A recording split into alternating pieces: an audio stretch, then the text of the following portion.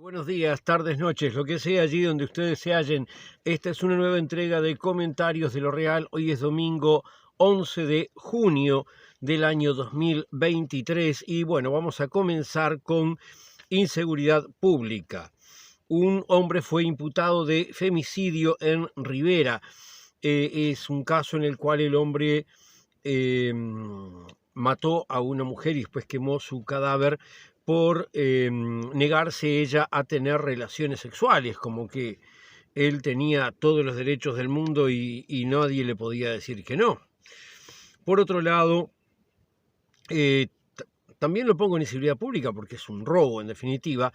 En la Intendencia Municipal de Artigas se gastaron casi 8 millones de dólares en horas extras para funcionarios de confianza del intendente Caram y de su sobrina, la diputada Valentina de los Santos. Espero que se llegue a investigar y se aclare. Otra cosa que espero que se llegue a investigar y se aclare, aunque parece difícil, es que en la Armada Nacional hubieron omisiones y desprolijidades y no se puede saber qué pasó con 330.000 pesos. Dicen que es muy difícil ya averiguarlo y por el tiempo transcurrido, que no saben desde cuándo es que viene esto hacia atrás y que son básicamente irregularidades administrativas. Por otro lado, tenemos que hay un docente que daba clases en el liceo militar.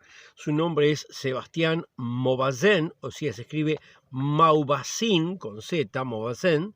Muy bien, esta persona es quien está acusado de intermediar entre Gustavo Penades y sus víctimas de abuso sexual. Bueno, esta persona primero fue confirmada como que iba a volver a dar clases en el liceo militar, pero después le dieron carretera y ahora sí fue cesado en ese cargo. Otra cuestión de inseguridad pública es que en el módulo 10 del CONCAR murió un hombre apuñalado por otro preso. En un video viral en la zona de Villa Española se vio como un policía disparaba en una situación que habían varias personas, la voz dice que había niños, etc. Los disparos fueron hechos con munición no letal. Yo creo que, al menos por lo que se ve en el video, era totalmente injustificado ese nivel de reacción, pero el Ministerio del Interior dicen que no, que está bien. En Tacuarembó, una mujer de 79 años fue asesinada a golpes aparentemente con un objeto sólido. Y bueno, ya van 24 mujeres asesinadas en lo que va del año en curso. Por otro lado, un padre mató a su hijo en Florencio Sánchez, departamento de Colonia, y después se suicidó él. En este caso, el hijo era una persona con discapacidad física, con algún tipo de problema psiquiátrico también y con una enfermedad terminal. O sea que se puede entender que lo que pasa acá es que al no haber una buena ley que garantice de qué forma se puede avanzar con una eutanasia, esta persona lo mató y para no ir preso después se suicidó. Bueno, el Instituto Nacional de Derechos Humanos condenó los actos de vandalismo que ocurrieron en La Tablada, donde está el monumento, el Museo de la Memoria. Allí hubo gente que entró y hizo terribles destrozos. Dicen los del Instituto Nacional de Derechos Humanos que no se trató de un caso aislado, que estas cosas ya han pasado antes. Yo he visto videos similares. Vamos ahora a derechos humanos. La justicia procesó con prisión a un militar retirado, Alexis Grajales, por la muerte de Leonardo de los Santos en septiembre de 1973. Pero probablemente la noticia más que a mí me parece la más importante de la semana, es que fueron hallados restos humanos en el batallón 14 de infantería en Toledo, en una fosa clandestina, a poca profundidad, una persona puesta boca abajo, con mucha cal y con una losa encima. Esto está, según algunas fuentes, a 100 metros de tal otro caso que se había desenterrado antes, o según otras fuentes a 30 metros de tal otro caso. O sea, más o menos en esa área ya se habían hallado cuerpos y tiende a indicar que no existió la llamada Operación Zanahoria. La Operación Zanahoria es lo que algunos han dicho de que en realidad no se van a hallar cuerpos porque los propios militares desenterraron y destruyeron todos los restos antes del comienzo de la democracia. Bueno, este hallazgo va demostrando que la Operación Zanahoria muy probablemente nunca haya existido. Indica que siguen apareciendo cuerpos y uno puede presuponer que con más excavaciones van a aparecer más cuerpos.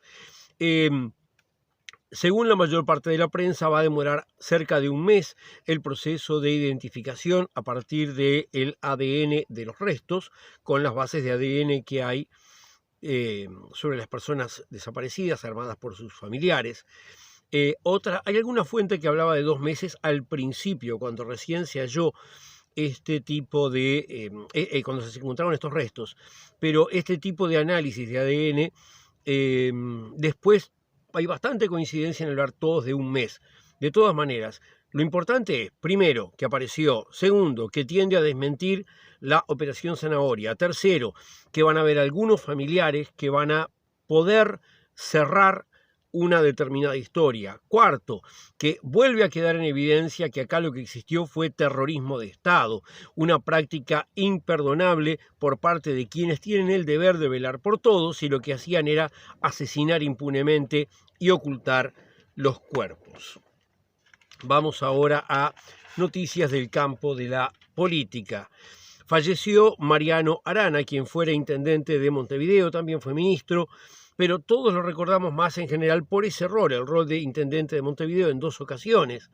También fue integrante de distintos grupos del Frente Amplio, estuvo en la IDI, fue uno de los fundadores de la IDI, después creó con otros más la vertiente artiguista, fue docente en la Universidad de la República y fue un hombre que habló muchísimo de la cultura urbana, del concepto de cultura urbana, del concepto del valor artístico, histórico, cultural de la arquitectura, de la que todos somos usuarios, porque vivimos en algún lugar, transitamos por algunas calles, todos esos son elementos urbanos que somos usuarios de ellos, a menos que vivamos totalmente en la mitad del campo.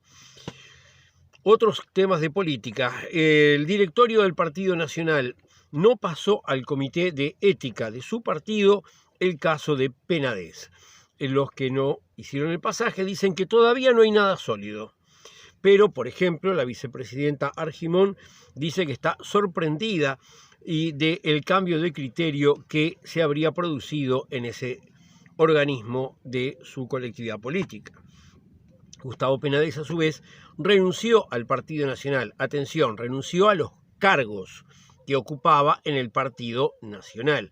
No significa que se alejó del Partido Nacional. Él no dijo, no soy más blanco. No, se alejó de los cargos. Eso es lo que significa que renunció al Partido Nacional.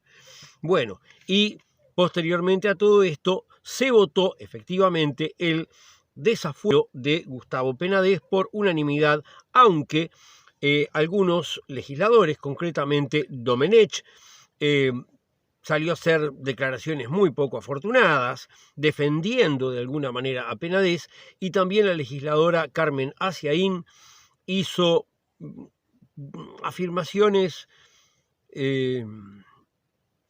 deplorables a su respecto.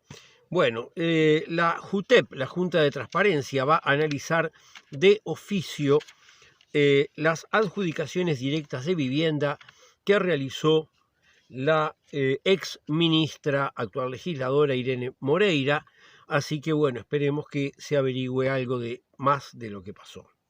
Economía ahora es lo que sigue.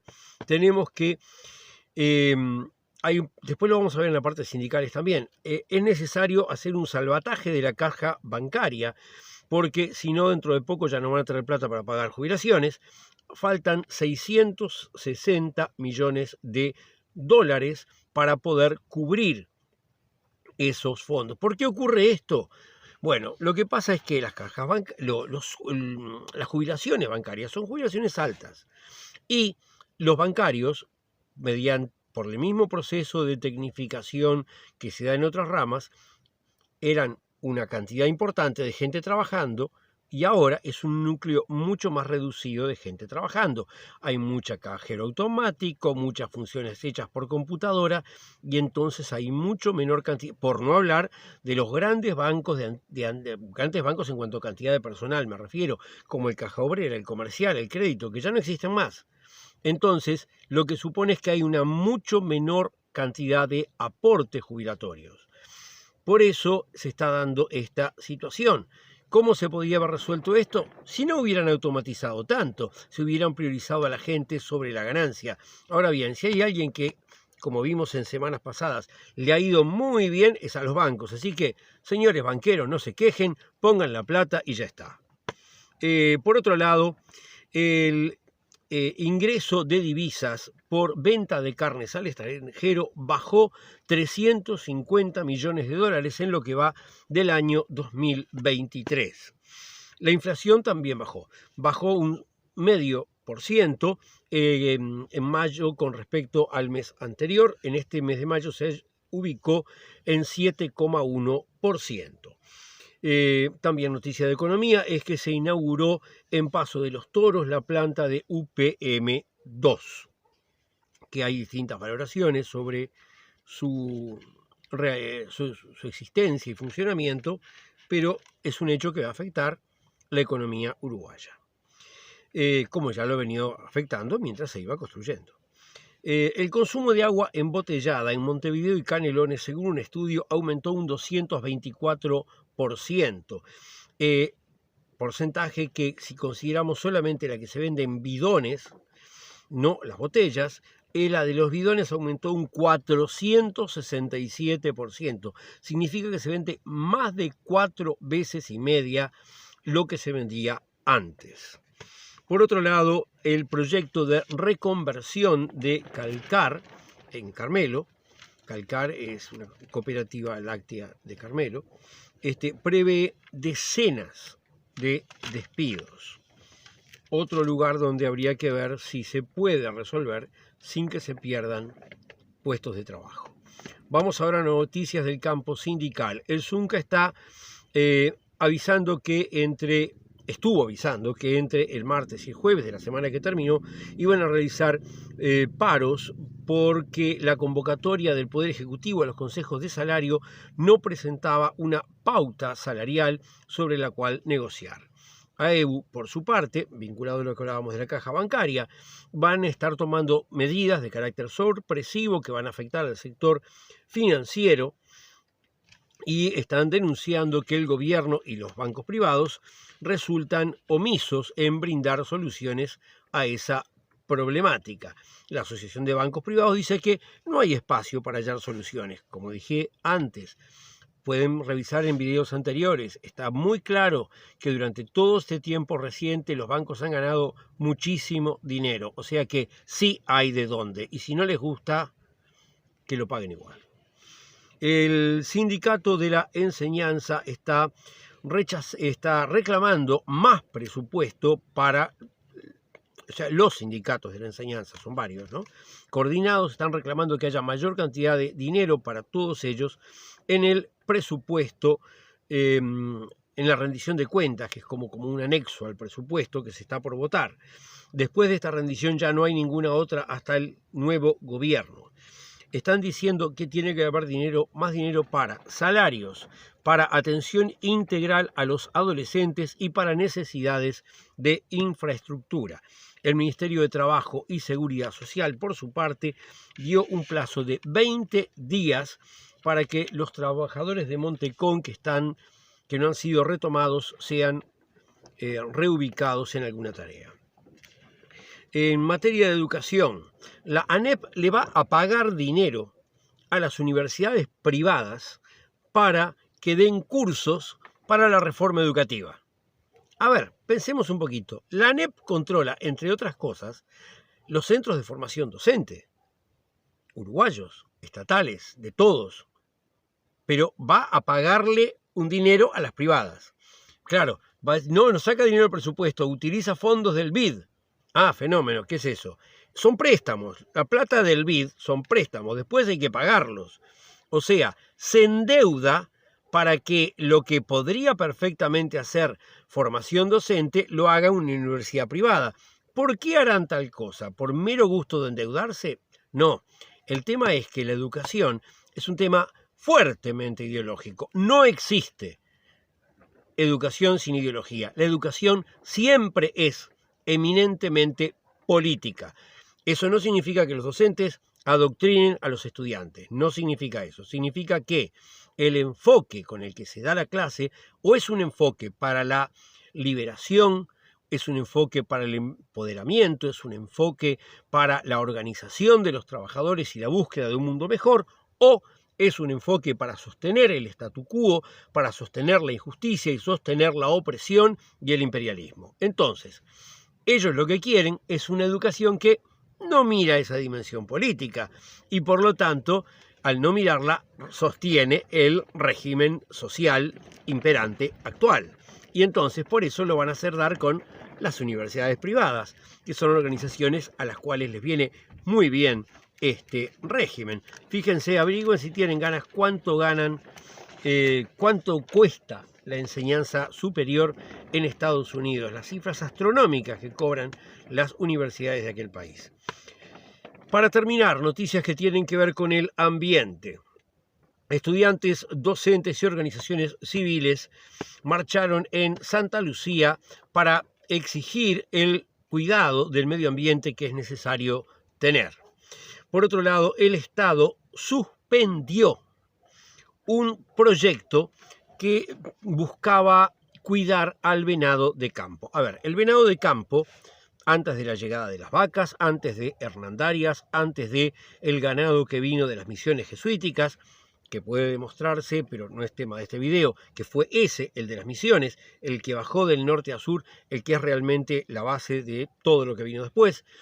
Cuando llegó todo ese ganado, se desquició el ecosistema local. En el ecosistema local, el nicho que hoy ocupan las vacas, o sea, comer pastos y hojas y todo eso, lo tenían los venados de campo, que eran el mamífero grande por excelencia del lugar. Bueno, llegaron las vacas y los venados de campo empezaron a mermar, al punto de que hoy la cantidad total son dos poblaciones separadas, una en Rocha, otra en el litoral, y entre todos son unos poquitos cientos.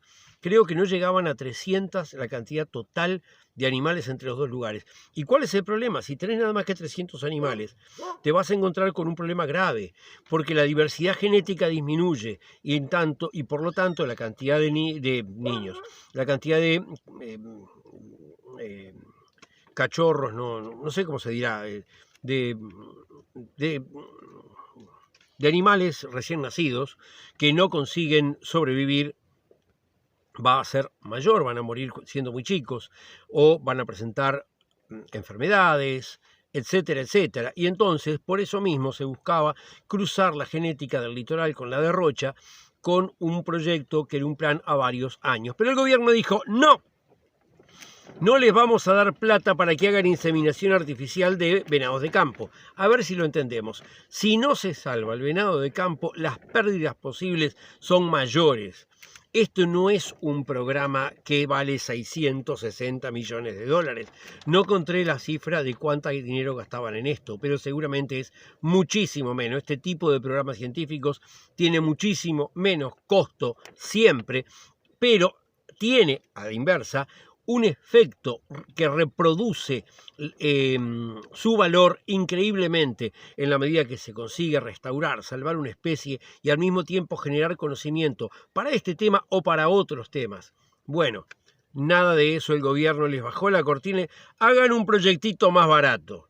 O sea, como siempre les digo, este gobierno de lo único que sabe pensar es en la cuenta corriente y en que le cierren los numeritos.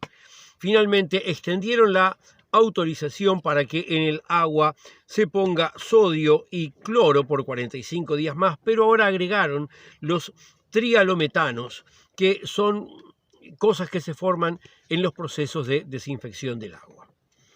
Bueno, ahora sí, sin más, nos vemos la semana que viene.